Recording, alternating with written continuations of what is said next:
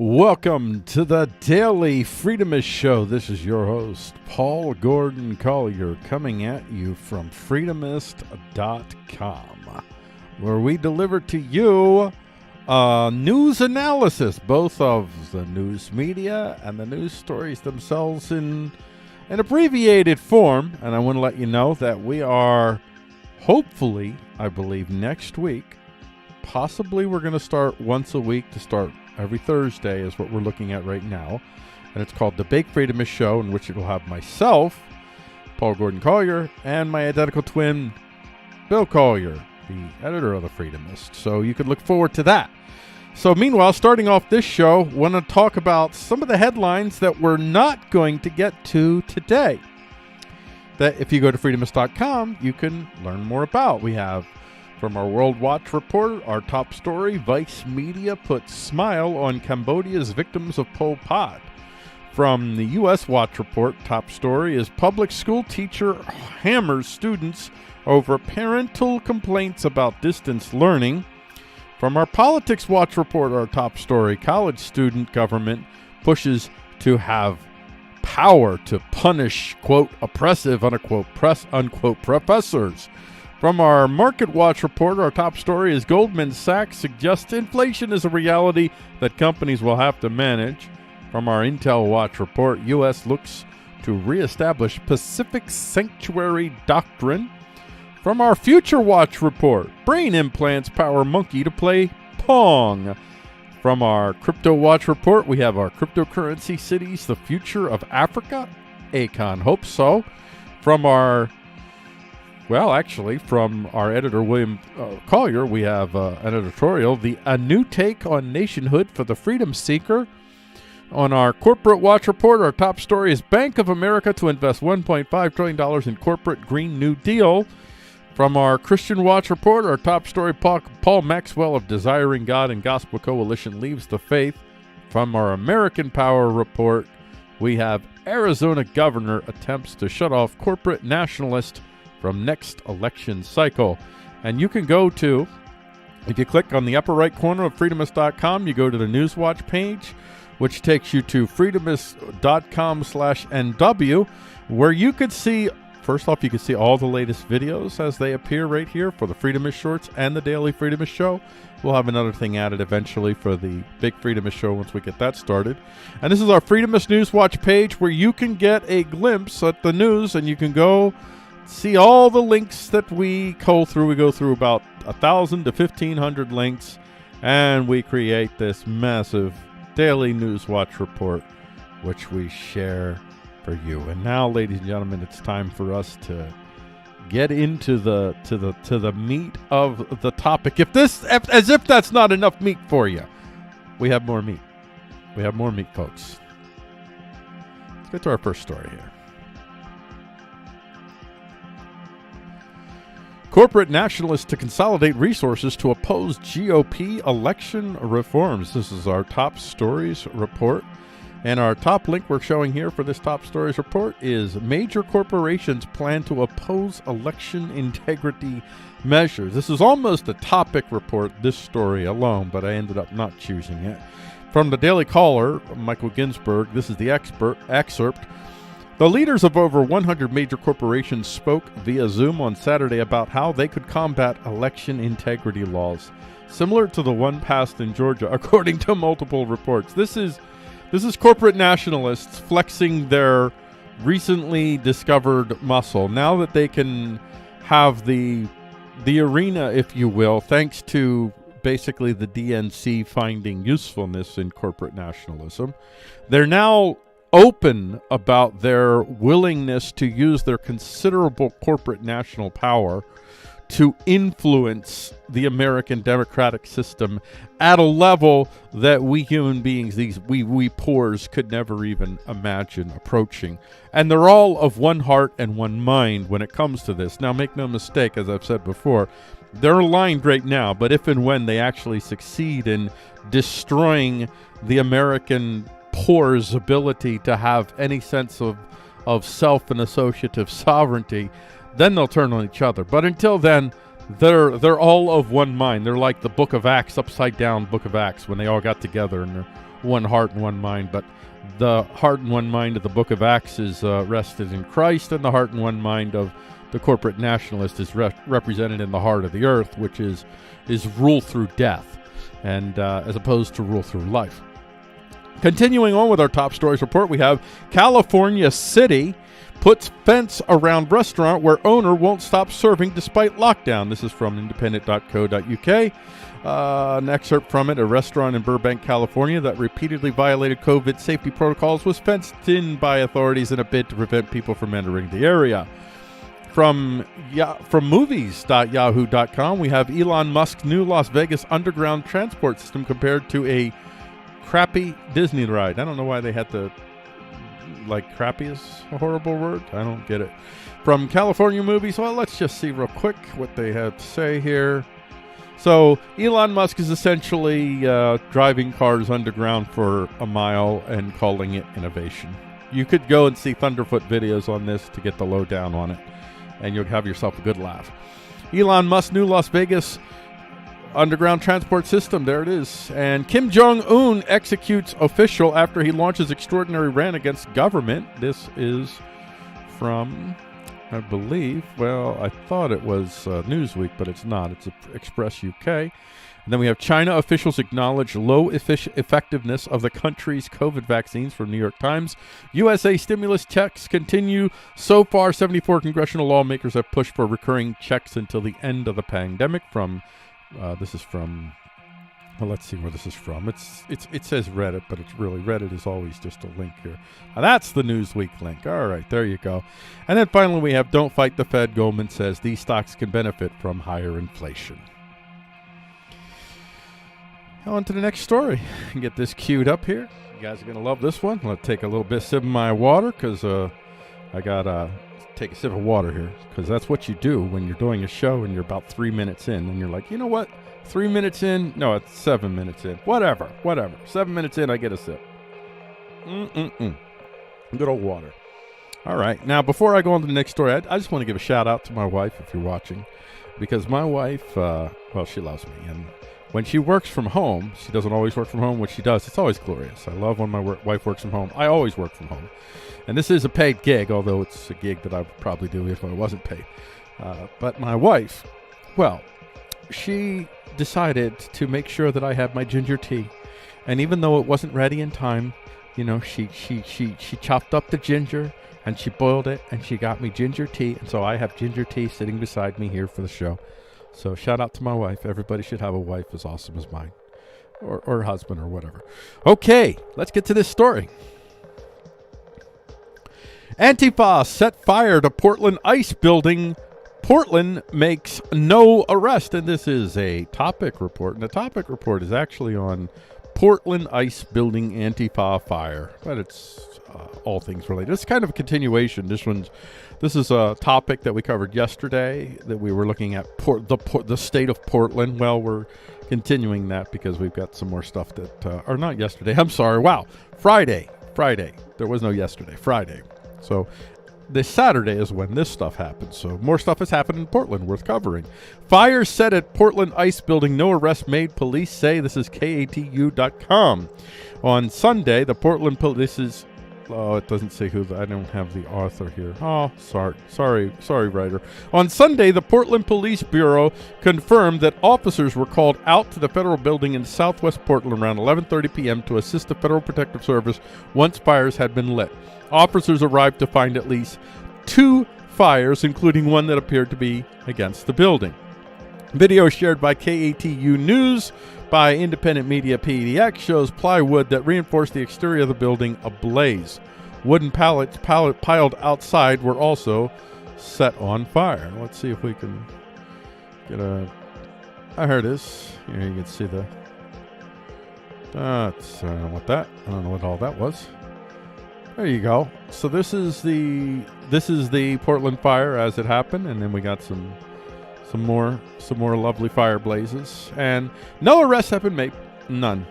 Portland police arrived, and they were then aiding Department of Homeland Security police and ICE agents as they hold a line to allow Portland Fire and Rescue to put out the remaining fire. But under under this current president, he is not interested very much in having his authoritarian street thugs be quelled. So that continues. And, you know, I got to say, shame on Antifa for continuing to allow yourselves to be used by corporate nationalists. You're fighting one nationalist by enabling others. So, good job. Good job. Portland riot leads to Antifa setting fire to ICE building. This is from The Blaze. So, The Blaze take is the U.S. Immigration and Customs Enforcement building in Portland was vandalized and set on fire late Sunday night. Videos show federal agents reacting by firing crowd control munitions at the crowd of Black Bloc rioters in Oregon's most populated city. Shortly before midnight. I don't really have a lot of empathy for the types of folks that are generally coming out for these types of Antifa events, because they're generally white suburbanites, I'll just say, that really are just opportunist rabble-rousers for the most part, the way I see them.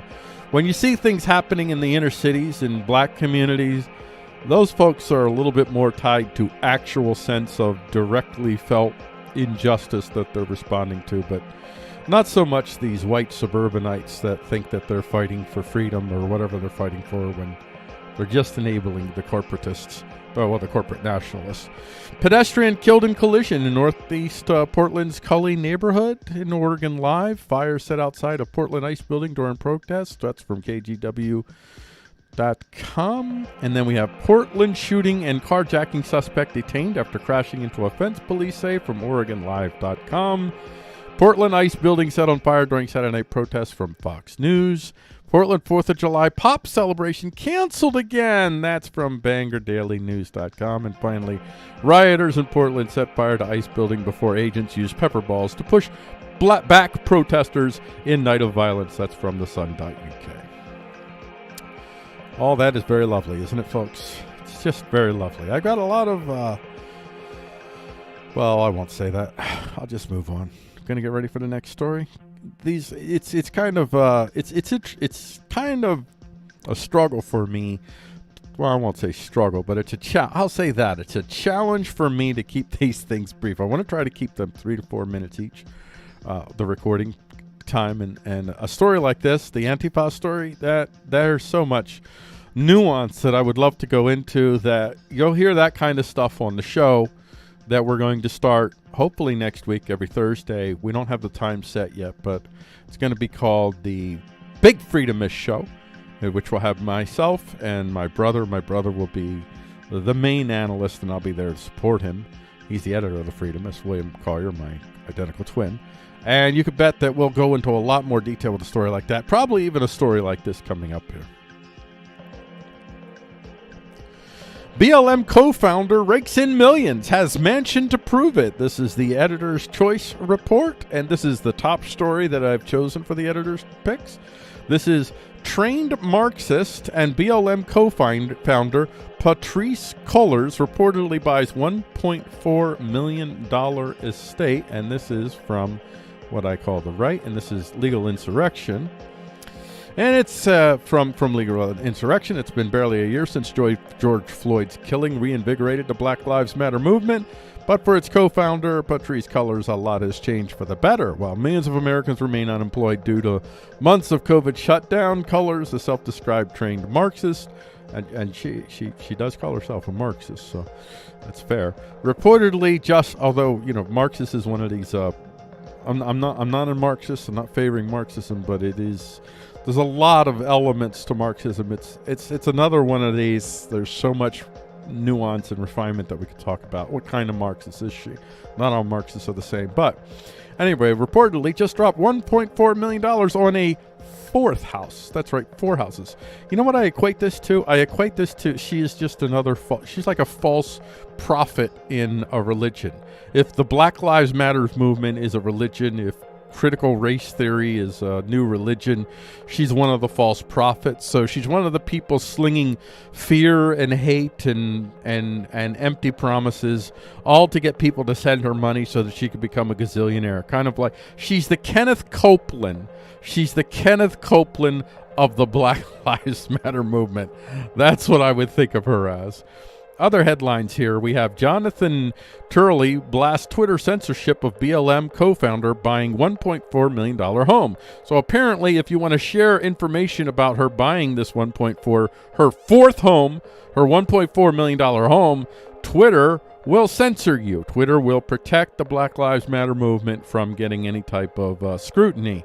Now, you can bet that they are not going to protect Kenneth Copeland, nor should they, by the way. And I'm not a Kenneth Copeland fan, by the way. As a Christian, I feel for Kenneth Copeland the way I hope that a lot of people,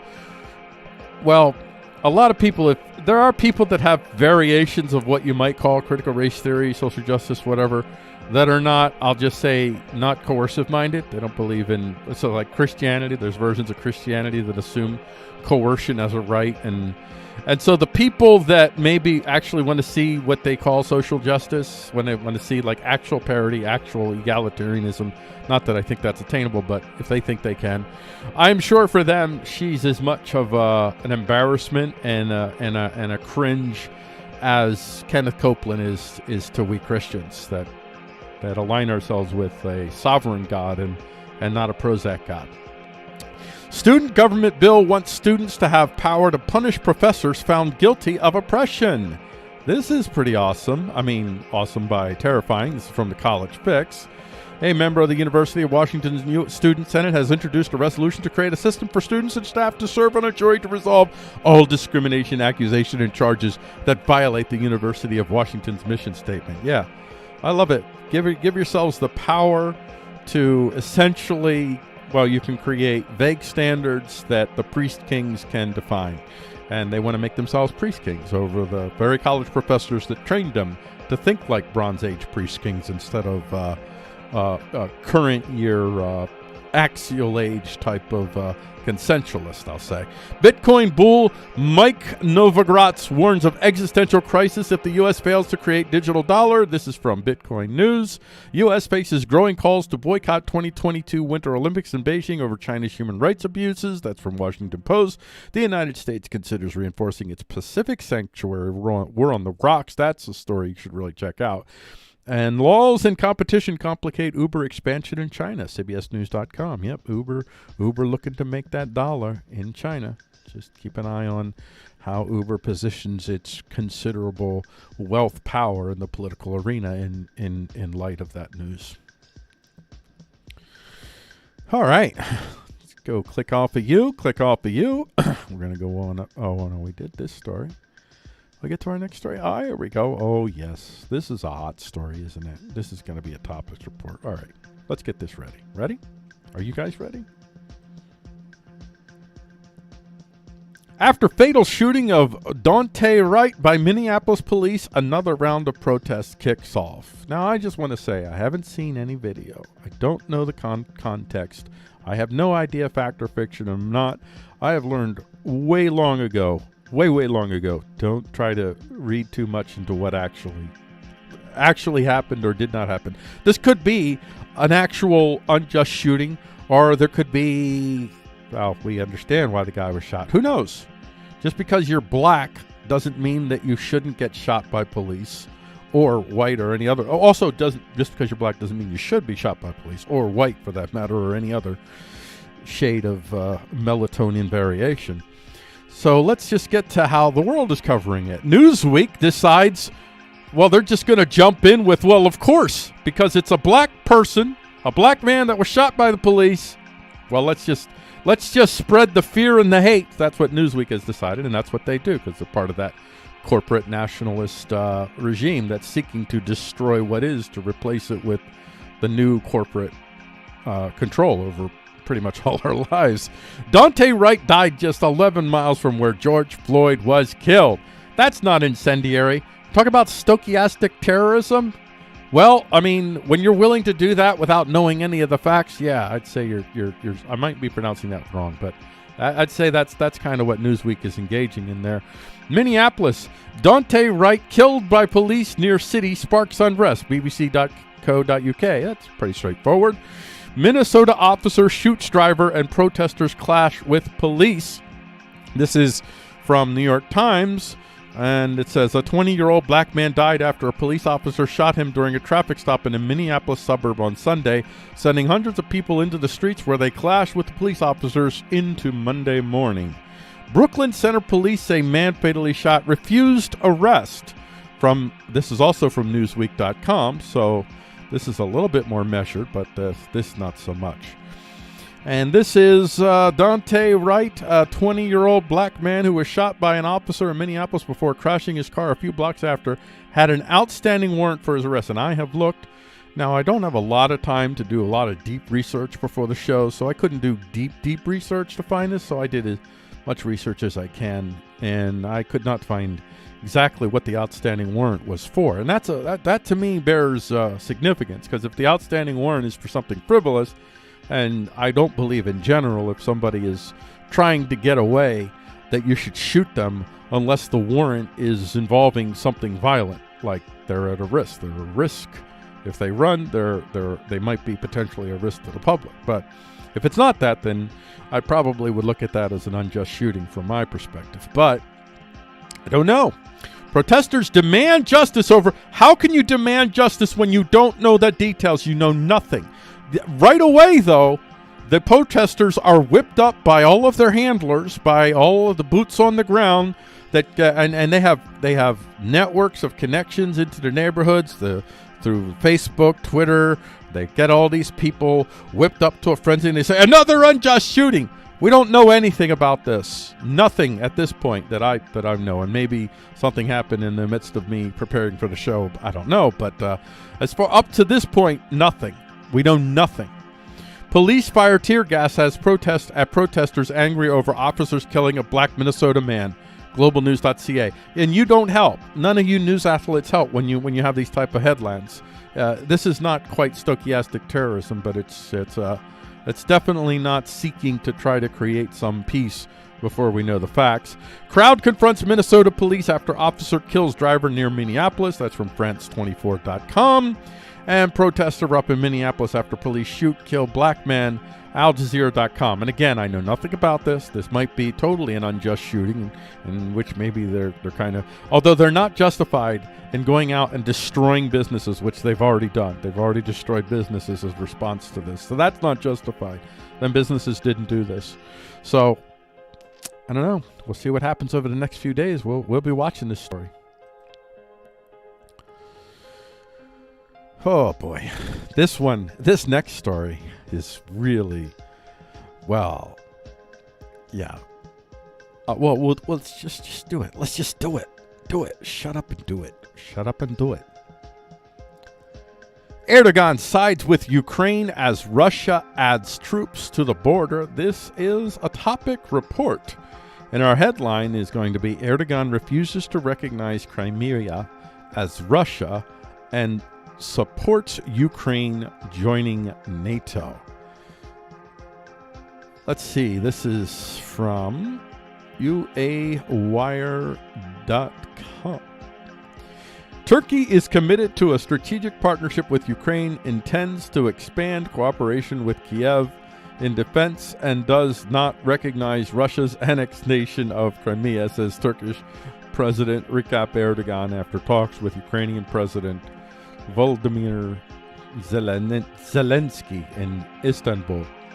We stand for the territorial integrity and sovereignty of Ukraine. I'm sure you do. We reaffirmed our principle. There's no principles when you're talking about nation states, folks. It's all the reality of power. And we stand for a principled decision not to recognize the annexation of Crimea, Erdogan said, adding that he also supports the Crimean platform, Kiev's initiative to involve the international community in solving the peninsula problem. And Turkey is just looking to basically... Now remember, Turkey and Russia are also kind of allies, and they're kind of not, but they're kind of allies. So he's playing all kinds of double-minded games here. This is another one. I could tell you a lot more, that go in a lot more detail, but that's not the point of this show. It's just to give you a brief overview of what's going on. But the ramifications here, I mean, I don't doubt the possibility that this is one of those Turkey may have already talked to Russia behind closed doors and said, listen, we're going to do this, but listen, we're not going to really do anything about this. And maybe they have an agreement, maybe they don't. Or maybe Erdogan is a bit nuts. Erdogan has been purging his military like crazy, which is much to the benefit of everybody else because his military is degraded. They're not nearly as capable as they once were because they got rid of all their quality leaders. The United States of America is doing the same thing right now. The Bidenites are trying to purge the military of so-called right-wing extremists. So they're following the Erdogan model in that regard. And there's a lot of... I'm just going to say that before World War I, there were a lot of entangled treaties and contradictory treaties, if you will, where you could be an ally with a nation in one aspect and an enemy with a nation in another aspect, depending on which treaty violations happened first and which obligation you had to defend one or the other, whether suddenly they're your ally or your enemy. That's kind of what's going on. It's a spaghetti noodle mess as nation states vie for a foothold in the new reality, which really began starting about 2009 when the United States really began its significant decline as the world power. Russia, inside the Kremlin's military buildup along the Ukraine border. This is from Sky News. At the Moscow railway station just south of the Russian city of Voronezh, there is a small military camp, a few trucks, and a tent. The clearing in front is rutted thanks to the steady unloading of military equipment in recent weeks. U.S. top diplomat warns Moscow of consequences amid Russian troop buildup near Ukraine. This is from StockSpeedsNews.com. Ukraine says Russia rebuffed attempts to start dialogue over troop buildup. This is TodayOnline.com. Ukraine warns it could be provoked as Russian troops loom on border amid fears of all-out war. The Sun.uk.co.uk. If there won't be an all-out war, it'll be Russian separatists fighting Ukrainians. It'll be proxy war. Proxy war between Russia and everybody else. Ukraine crisis, one step away from war as Putin masses more troops on border and U.S. warships arrive in Black Sea. This is from the Sun.uk. Ukraine crisis. And then we have Blinken warned Moscow of consequences amid troop buildup near Ukraine. This is CNBC.com. And finally from Mirror.co.uk, British forces monitoring Russia's huge military buildup amid fears of Ukraine war.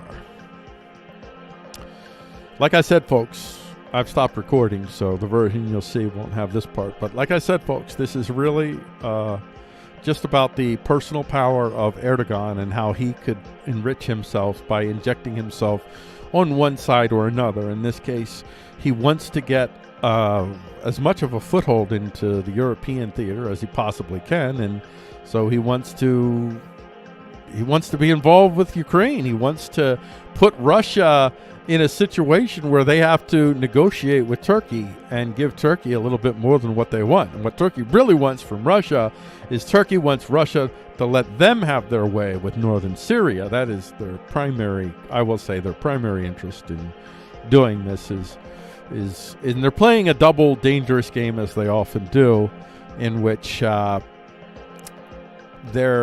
backstabbing their allies, as Erdogan is wont to do. Erdogan is he has very little accountability within his nation state, so pragmatism does not rule in Turkey right now. I'll just say that.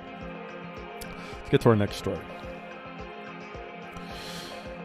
Myanmar junta kills 80-plus protesters as conditions continue to deteriorate. This is a topics report. And our first headline link is Myanmar forces killed dozens in a single day. This is from breakingnews.ie. So this is from Breaking News. It says dozens of people were killed in one day in a crackdown by Myanmar security forces on pro-democracy protesters, according to reports from independent local media and an organization that keeps track of casualties. The reported death toll of 82 in the city of Bago was a preliminary one. So probably killed a lot more. Scores killed in one day in Myanmar crackdown on protesters, reports say, from France 24. At least 82 people were killed in one day in a crackdown by Myanmar security forces on pro-democracy protesters, according to reports Saturday from independent local media and an organization that's almost the same exactly thing as that. Then we get secret newsletter keeping communities informed in Myanmar, Euronews.com. So young people in Myanmar are fighting the military junta's information suppression and internet shutdown by producing an underground printed newsletter. Sami Stat. And like I said, this is one of the reasons, there's a number of reasons we're following Myanmar on the Freedomist. And one of them is, how are people responding to this basically attempt by a government to totally control them with today's current technology? And, well, they're turning to old technology as well. They're becoming once again the pamphleteers. The English Civil War. I always think of the English Civil War when I think of this isn't where news originated, but I would say that a large part of what American news would become was formed in the early stages of the English Civil War, when you had pamphleteers that were creating all kinds of, some of it maybe somewhat truthful, but most of it just sensationalist stuff intended to inflame people to one cause or another. One cause saying that, one group saying Protestants are eating babies, and the other side saying Catholics are eating babies. I don't know what these underground printed newsletters are like, but I'm sure that many of them are dripping with fake news, and many of them are, but maybe not. In this case, they don't need the fake news. If the junta is really doing these hideous things, they might not need actual fake news. Real news will do the job just fine. So, and I've reported before how they're also using FM transmitters to send communication to people, and I'm waiting for them to start 3D printing drones and starting drone attacks on the Myanmar junta.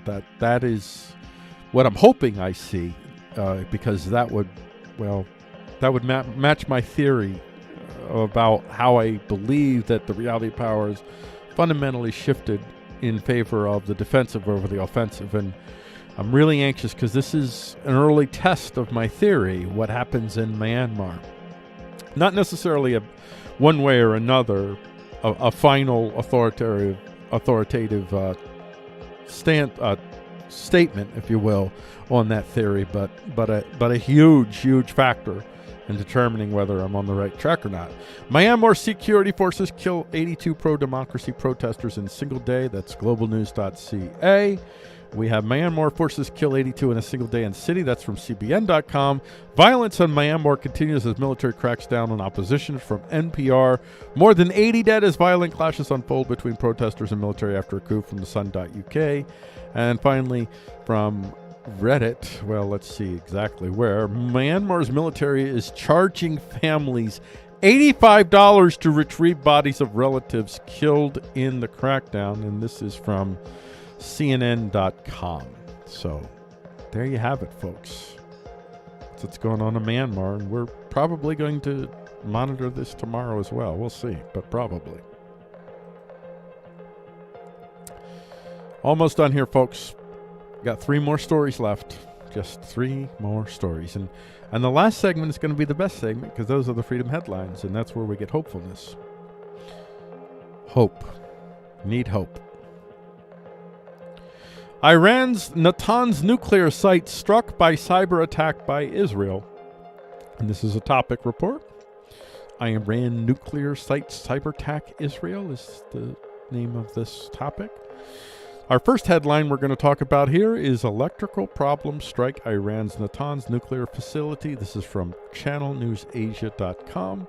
And the excerpt here, an electrical power problem caused an incident at Iran's Natanz underground nuclear facility on Sunday, Iranian Press TV reported, a day after Tehran launched new advanced uranium enrichment centrifuges on the site. The incident caused no casualties or contamination, Iran's Atomic Energy Organization spokesman Behrouz Kamalvandi said.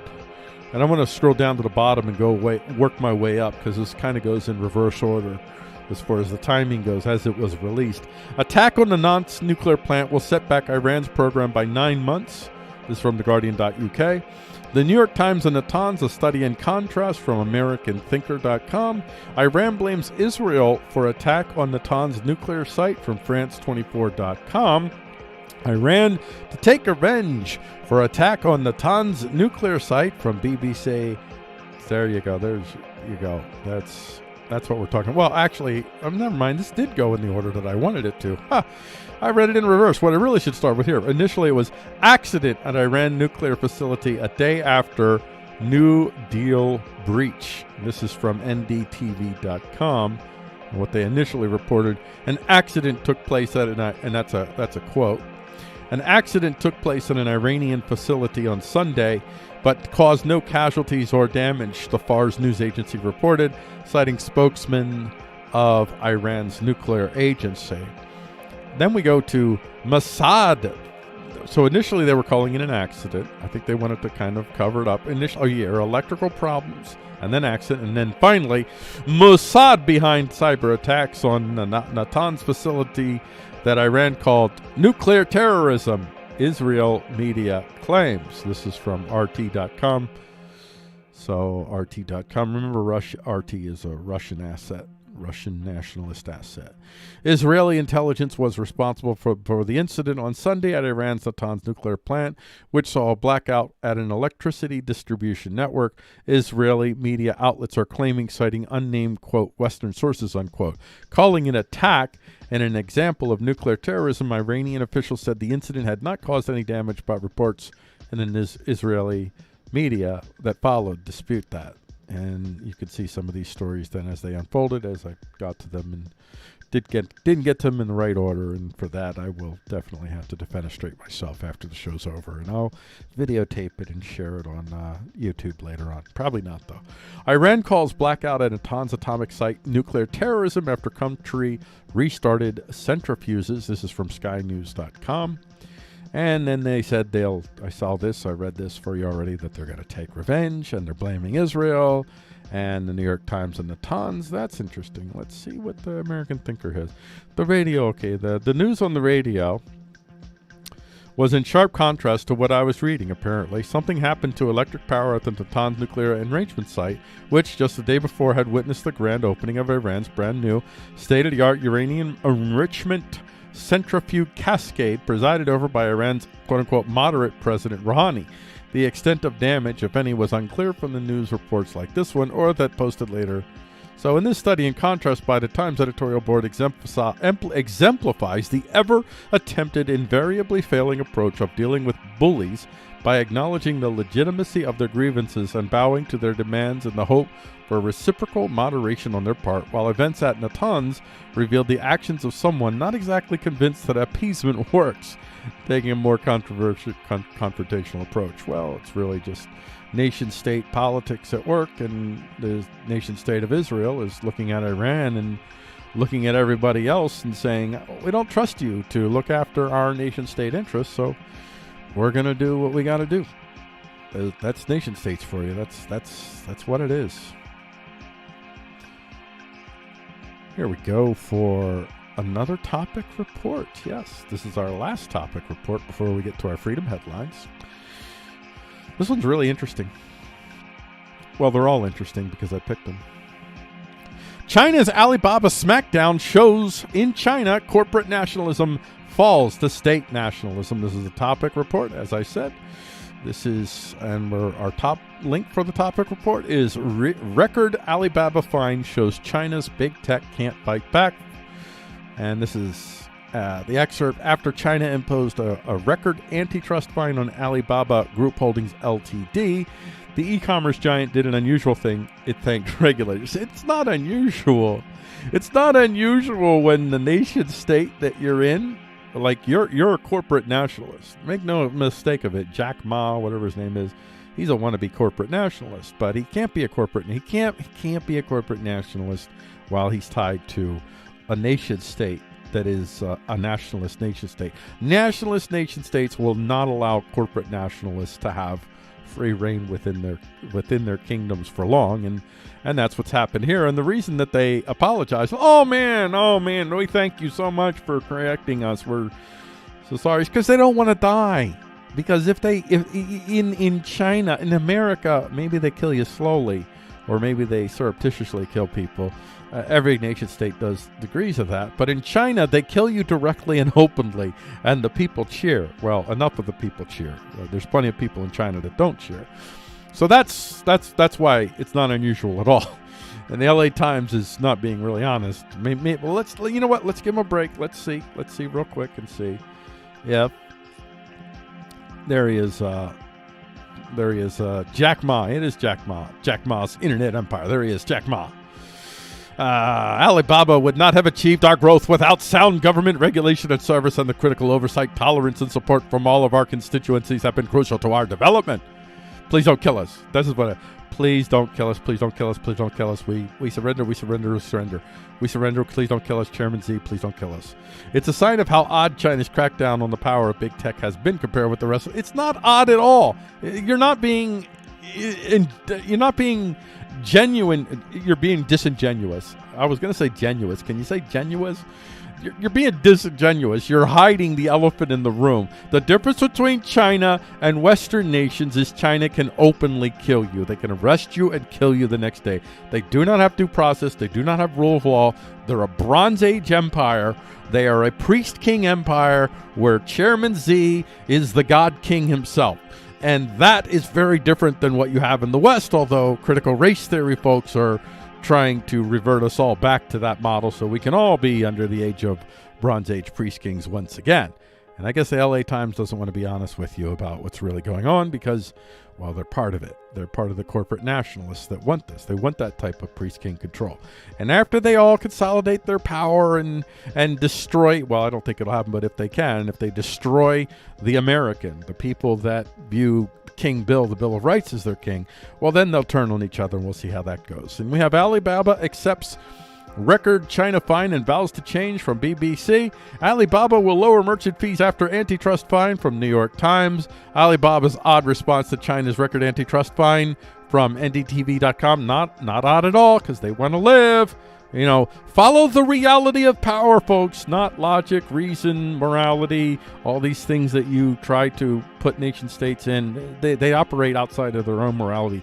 And the morality is the reality of power that the psychopaths, on the most part, believe that they can execute. And let's see. Alibaba says does not expect material impact from antitrust fine. Shares rally. Alibaba shares jump after $2.8 billion anti-monopoly fine.